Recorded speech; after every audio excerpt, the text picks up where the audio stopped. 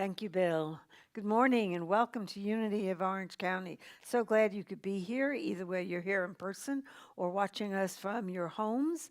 We're glad that you're here, and I would like to thank all the people that are making this service possible today. Bill on piano and Tom on sound, and Waverly is on the streaming, and John is on the camera. Boy, I almost forgot what it was called. It's like looking right at me. Camera. And our platform prayer person today is Christopher, and he'll be also be doing the daily word. So we're glad that you're all here, and we'd like to thank our board members of the day, Tom and Tina, for being here as well. And so we have a couple of things happening this week. Oh, I forgot our mission and vision statement. We always start with that. Okay, it's kind of like a whiteout, brain whiteout time. So let us begin with our vision statement together. Centered in divine love, we joyfully co create a world that works for all. And our mission is to awaken, inspire, and transform lives. So this week we postponed the Aging Backwards class, and we're going to be doing it on Zoom beginning this Tuesday, the 29th, and it's going to be from 4:30 to 5:30, and the Zoom number is 883-7414-1746. You can get that on our website. You can get all the Zoom IDs for anything you want by clicking on our calendar on whatever event you want, and that will show our Zoom ID. And then Wednesday, which is the 30th, we're having our Divine Audacity class from 6:30 to 8, and that Zoom ID is 862-3646-8138. And then Thursday is It's Never Too Late. So it's a busy week here from 6:30 to 8, and that Zoom is 835-6058-2890. So I know a lot of people are getting to the point where they're done with COVID, they're done with all of this. They have a lot of stress in their life. It could have to do with jobs, everything.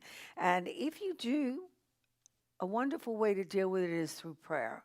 And we now have a prayer line. So if you go and email UOC, which stands for Uni Orange County, pray at gmail.com, we will have somebody contact you and pray with you, because it's always important that we have people who pray with us. And now I would like to introduce Christopher to do our daily word and meditation.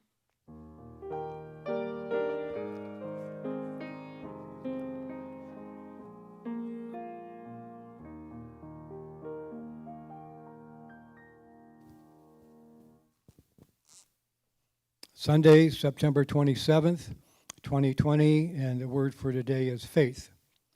With faith, nothing is impossible for me. With gratitude, I use my faith to trust in the good that is always present, even when it has not yet manifested.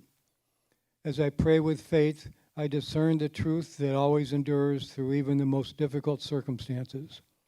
As I concentrate on harmony and love, all thoughts of lack, limitation, and discord simply dissolve. As I speak with faith, I use positive words to express my belief in myself and others as divine beings. As I act with faith, I access deep, lasting strength and fortitude that help me surmount any challenges. Inspired by my faith, I move forward with confidence. Nothing is impossible for me. And from Matthew 17, verse 20, if you have faith the size of a mustard seed, you will say to this mountain, move from here to there, and it will move, and nothing will be impossible for you. Okay, now if you would, please get comfortable, and we'll do a little meditating.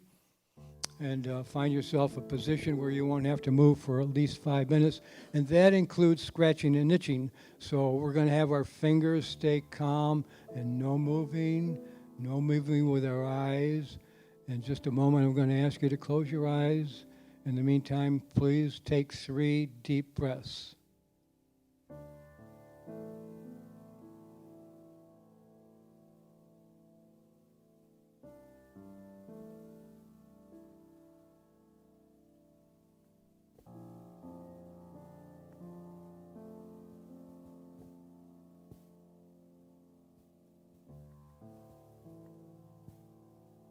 Okay, for those of you that haven't closed your eyes, please close your eyes. And now when you inhale, just think of the numbers 1, 2. And when you exhale, think of the numbers 3, 4. Inhale 1, 2.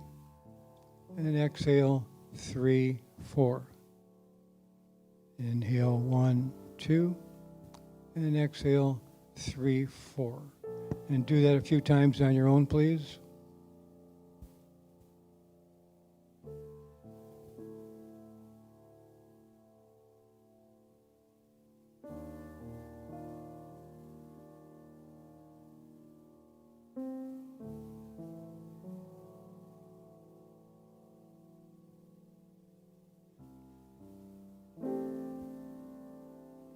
If your mind wanders, bring it back to 1, 2, 3, 4.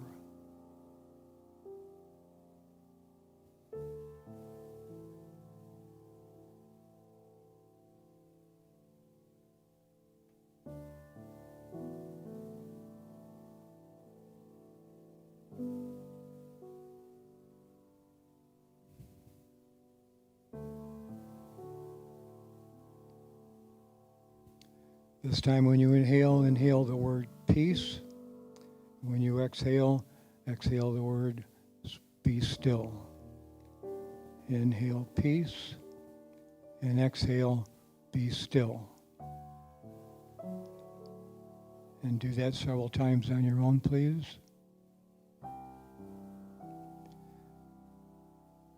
And out of the corner of my eye, I saw somebody move their hands. Please don't move anything of your body. Stay perfectly peaceful. And if your mind wanders, bring it back to peace. Be still.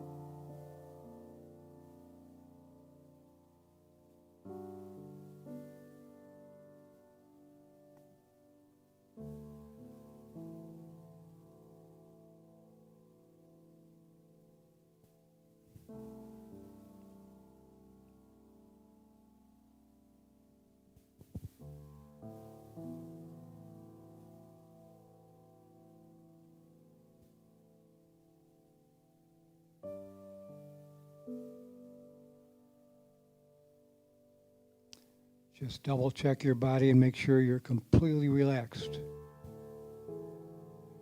Are your legs relaxed? Your stomach and your back and your shoulders? Everything is relaxed. Inhaling peace and exhaling be still.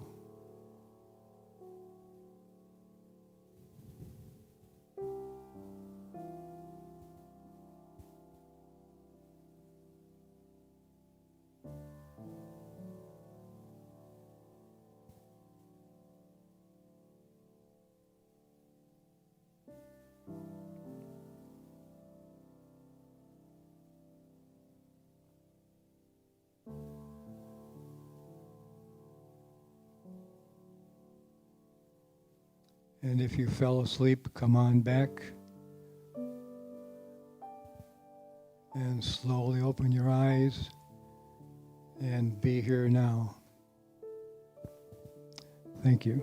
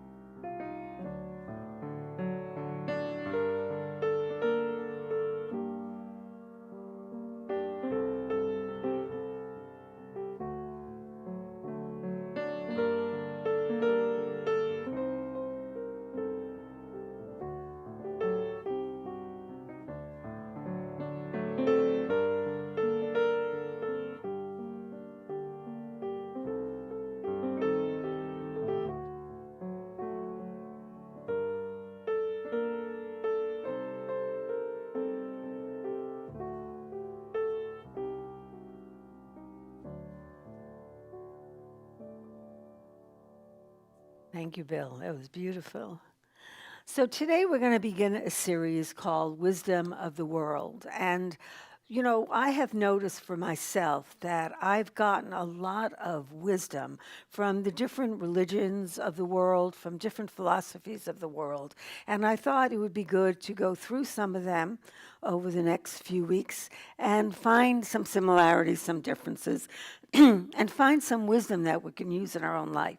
So today we're going to start with Judaism, and the reason why is we are right in the middle of the Jewish high holidays, which began 10 days ago with Rosh Hashanah, and tonight is Yom Kippur until tomorrow night. So the Jewish holidays always begin from sundown to sundown. So it's really interesting about these high holidays, Rosh Hashanah and Yom Kippur, because I grew up Jewish, and I always thought I knew what these holidays were. And then I started really looking into it, and I found that a lot of my own wisdom of it, my own knowledge of it, was wrong. And I found so many things similar to this that we believe in unity. So it begins with Rosh Hashanah, and the word Rosh Hashanah means New Year. And it ends with Yom Kippur, and the word means the Day of Atonement.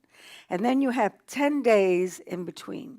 And the 10 days are days for you to go out and to make right any wrongs that you have done, to work on any forgiveness, to go to people, let them know. It's basically a day, 10 days of repentance, 10 days to go out there and get it right. And so as a child, when you're a kid, what do you remember? I remember the food, right? That's what I remember about the holidays, all the Jewish holidays. I may not know what they stand for, but I know what food we ate during them. And so Rosh Hashanah is a big celebration. It's New Year's. Think of a New Year's party that we have. And one of the things I love most is the big food was apples and honey. I mean, it's like putting sugar on sugar. As a child, it was such a treat. But the reason that you eat apples with honey is so that you will have a sweet year. It's like promised sweet year. And then when we would go to the synagogue, they would have the ram's horn, the shofar blown, which as a child was such an annoying sound. And they blow it a lot during the service. It's not just once. But that is, the shofar is basically reminding everyone to stir their soul and to remember their connection with God. It's to call people to the awareness of God during these days. So one of the themes of Rosh Hashanah is, it is actually the head of the new year. And in Judaism, they consider the beginning of creation not to be on the first day, but actually the day that humanity was created, because that is the day that free will was also created. So so the 10 days are, so they have this book of life. They say God has this book of life. And each year on Rosh Hashanah, they inscribe in it, God inscribes in it, that person's fate for the coming year. But the book does not get sealed until Yom Kippur. So basically, you have those 10 days to make sure your name gets into the book of life so that you will have a good life for the rest of the year. And so people would go around. I never could understand this when I was a child. And they would say, instead of saying hello or Happy New Year, they would say, may your name be written in the book of life. Well, as a child, I never did anything right. So I wasn't sure what it was, but I was pretty sure my name was not going to make it into that book. Because I just never could seem to do anything right. So it gives people a chance, these 10 days, to pause in their daily life. The fall is notoriously a really busy time in people's lives. Normally, under normal conditions, school starts, kids are playing soccer and football, and there's all this stuff going on. And this is 10 days to just pause and reflect on God and our relationship with God. But the thing is that in Judaism, they think a little bit differently than we do. So we have the body and the soul. We all know that, right? We have a body and the soul. And the body desires physicality, and the soul desires spirituality. So the body is always looking for those things that are going to make it feel good: possessions, food, job, money, relationships. That's what we want physically. The soul, on the other hand, wants long term. It wants that relationship with God. It's thinking about the future and eternity and whatever comes after this life. But in Judaism, they say there's a third aspect, and that is free will. And free will determines what we do with our life. So in Rosh Hashanah, which is the actually beginning of the year, that is the time when we decide on what we are going to do, our self-will, our free will. In other words, that is the time we're supposed to decide that we want a relationship with God. We want to be closer with God. And then Yom Kippur is the time we have those 10 days to work on getting rid of all the past. So a good way to explain it is this way. It's actually easier to work on, first we have to work on that self-will before we can do the rest. So let's say you are a terrible driver and your car has all these dents in it. I mean, you're in so many accidents. There's not a part of your car that doesn't have a dent. And you go into the body shop and you say to the body shop, you say, I want you to fix my car. And the body shop owner is looking at this car and is thinking, fixing this car is not going to help. So it says to you, instead of fixing the car, why don't you go out and learn how to drive better? And then when you drive better, bring your car back and I'll fix the dents. Because there's no point in fixing the dents until you drive better. So this is kind of the difference between Rosh Hashanah and Yom Kippur. Another way to say it is, let's say you have a relative who has an addiction problem. And they come to you and they say, oh, I'm really sorry for everything I did for you. I'm not going to do it anymore. I'm not going to drink or drug or smoke or whatever their addiction is. And you're thinking to yourself, you've told me this so many times. Why would I believe you? How many times you've done yourself? I'm going to stop smoking. I'm going to go on a diet. You know, I'm going to do this. I'm going to do that. And then what happens is nothing happens. We keep doing it. We keep going back and doing the same thing over and over again. Because first, we have to correct our self-will. Our self-will has to be aligned to really want to do that.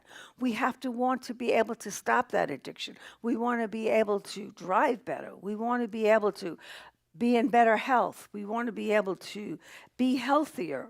You know, just saying you're going to go to the gym, gyms make a fortune because people sign up all the time and then they don't go.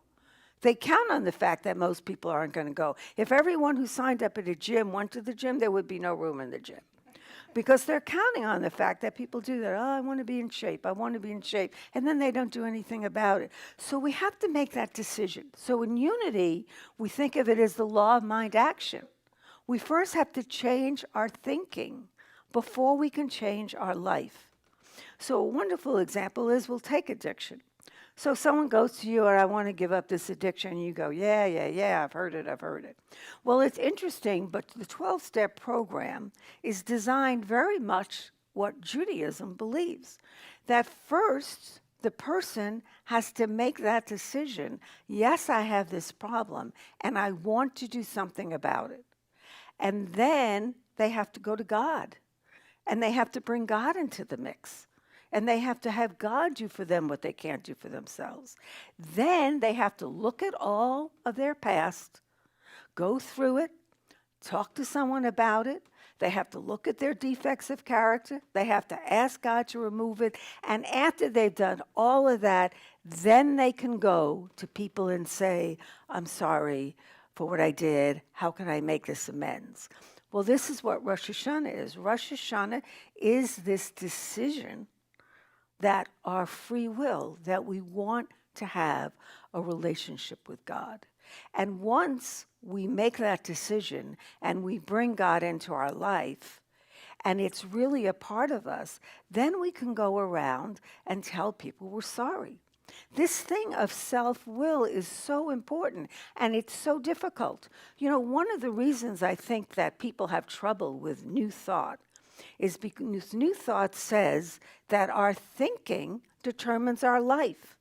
And a lot of religions say, well, you know, if you do this, you know, if you do that, everything will be okay. And this happened, and you should feel really bad. But if you do so many prayers of this, everything will be better. Or you go to church every week, everything will be great. But Unity says, and New Thought says, you have to change your thinking. You have to change your mind. You have to decide you want a different thought before you can go ahead and do all this other stuff. And the thing about free will is it's only our free will. I can't change your free will. I can't decide I want you to go on a diet while I sit there and eat all this food, and then you're going to go on a diet. Or I can't make you love me because I really want you to love me, even though I'm not doing anything that's very lovable, right? So there's a movie that I love, and I talk about it a lot. It's called Bruce Almighty. And Bruce is this guy that his life isn't the way he wants it to be. And he feels that, you know, God has basically been asleep when it came to his life, that everybody else gets this great life and he doesn't get anything. So he thinks he can do it better than God.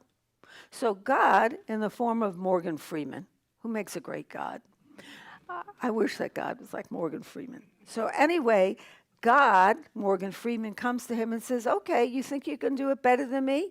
You can be God. And he gives Bruce these God powers. Well, Bruce is like overwhelmed because he's got so many people praying all the time. He doesn't know what to do, so he lets everybody win a lottery, and, you know, chaos and everything starts happening, and the world is in a mess, but Bruce gets everything he wants. He gets the job he wants. He gets the car he wants. He gets the clothes he wants. Everything is great, but still his life, something is wrong in his life. And the one person that he truly loves in life is his girlfriend, Grace. So this scene is, they've just been to this big party that they've thrown for him because he's been a really big success. And his girlfriend is getting ready to leave him. And this is the scene with Bruce and God. Grace! Grace, come here! Grace, this is so weird. I was just calling you. Oh, yeah, why didn't you thought like Susan's mouth was the phone? She kissed me. I'm the kissee. Grace. Yeah, you were putting up a really big fight. I tried to fight her off. I tried to stop her, but she's really strong. Okay, I screwed up. Can I make it up to you? Yeah. Why don't you get me a boat, Bruce? What? Yeah, a big boat. And then maybe 2 big bags of cash. Then I'll be happy. Lots of money and lots of stuff. Other people want idiotic crap like getting married or having babies with the man that they've loved for 5 years. But not me, Bruce. Just give me the boat. No wonder you stayed single. Grace, don't do this. I'm not doing this.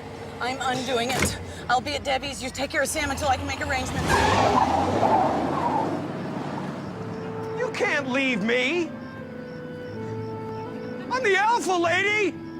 I'm the omega baby. Okay, fine. I don't need you.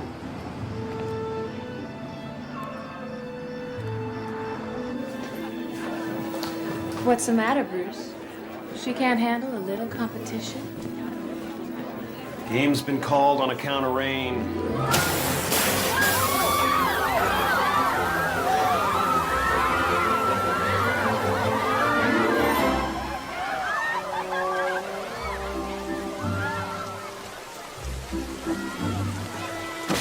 An unusually high number of lottery winners has New York officials concerned. So far, 1,100 winning tickets have been turned in, all strangely from the Buffalo area. More on this story as it develops. Enjoying your party? Nothing like spending quality time with great friends, huh? Grace left me. Yeah, I know. She'll take me back. She'll take me back, right? Would you take you back?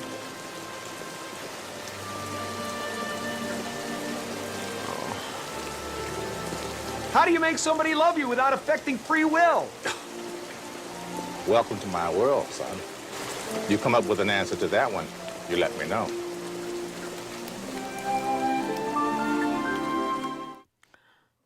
So this thing of free will is only about ourselves, but the other thing that's interesting about free will is all of our physical desires and all of our spiritual desires have actually happened in the past. So everything we are today physically is a result of everything we've done. You know, the way we eat, the way we exercise, whatever that we've done. So today, our physical life is a result of the past. And spiritually, it is also a result of the past. Who we are today spiritually is a result of all the work that we've done in the past. But free will can only happen in the moment, or as we like to say, in the now. Only in this moment do you make a decision that is going to be what you want for your life. Only in this moment do you decide, yes, I want a closer relationship with God, or yes, I want to be healthier, or yes, I want to go off and do this dream of mine. Only in this moment, because it's only in this moment that we have the ability to think what we want to do. These thoughts that determine our life are the thoughts we have now. Where we are now, physically and spiritually, are a result of the thoughts we had in the past. So if we want to change our life, we have to do it in the present. So the Jewish holiday of Rosh Hashanah is all about the now.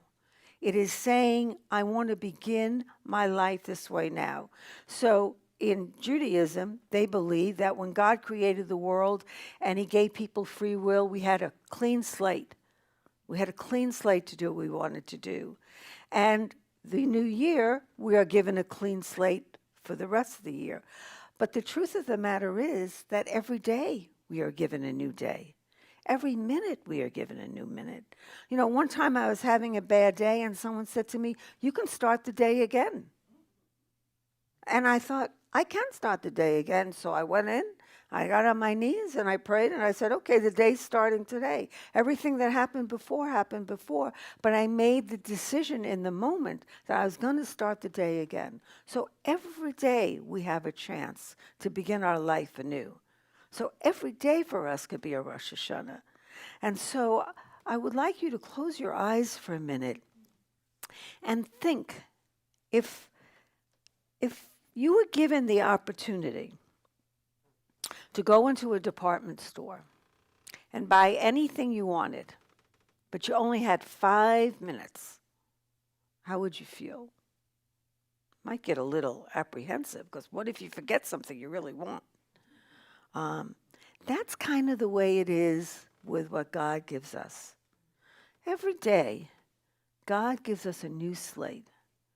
And sometimes it can be a little scary because, well, what if I don't ask for something that I really want? But since free will is done in the moment, in the now, we can change that at any moment. We determine our will. This is what God gave us. This is what makes us different than all the other animals. We have the ability to choose right now what we want from our life, what we want from our relationship with God. And if our life today, based on choices in the past, is not what we want, we can choose again. So what is it in your life that you would like to have a clean slate with, that you would like to start right now and change it? Know this, you can do that. God has given us free will. And that allows us to determine where we want our life to go.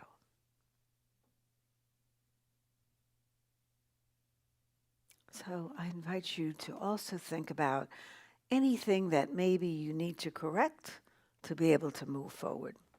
Once you've made that determination. Any amends you have to make. Also looking at ourselves and see where maybe we went off the track beforehand so that we're not where we want to be. If you're not where you want to be spiritually, maybe you haven't been praying enough or meditating or doing service. We don't need a holiday to allow us to use this principle of using our free will so that it is in alignment with God's will.